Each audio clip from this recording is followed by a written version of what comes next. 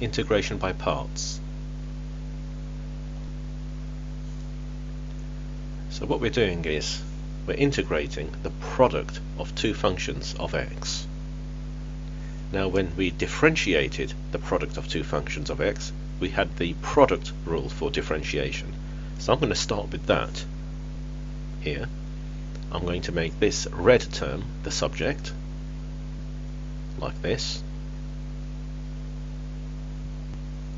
And then I'm going to integrate every term with respect to x. And I've got u times v here, the product of my two functions. I'm differentiating that product, but then I integrate right after, which means the differentiation and the integration sort of cancel out, and we're just left with the original, which was u times v, and we get this, which is the formula for integration by parts. And it's in the formula book here. Now this looks complicated, but if you lay out your working out like I'm going to show you in the worked examples, you don't really need to refer to this formula. Okay, so example 1. So we've got x times e to the power of 2x. So any x term or x to the power of term, keep it on the left, because you can change the order of these terms around. They only multiply together.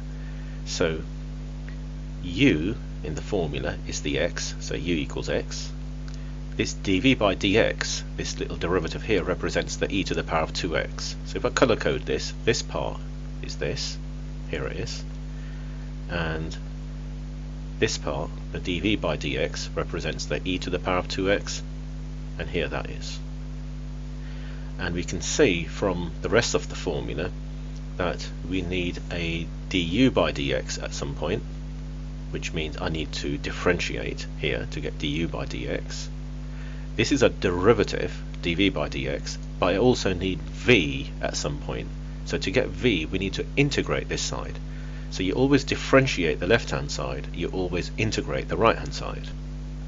Okay, so we've done the differentiation on the left and the integration on the right.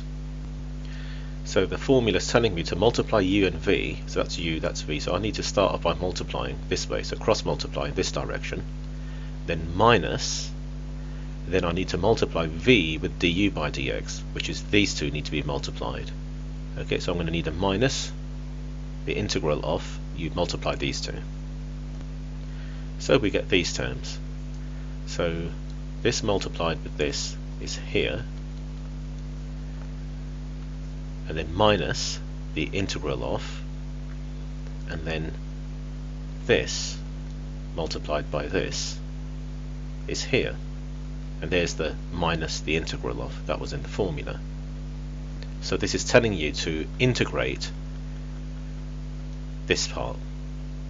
So when we integrate this part, this side is done, the left hand side is now done, the bit in yellow. We don't do anything else to this other than perhaps simplifying, but we need to integrate this section in green, so we have the final answer plus a constant of integration. Example 2. So again, keep the x term on the left, which it already is. If it wasn't, we can move the order around. So from the formula we have 3x on the left, cos x on the right. You always differentiate the one on the left, so we've got 3. You always integrate the one on the right, and then we're going to cross multiply this way, so we get this, then minus the integral of, and then we multiply these. So 3x times sine x here, and then we've got minus the integral of, and then you multiply this way, sine x times that 3 here. Then we still need to integrate this term here, and once you've done that, add on the constant of integration.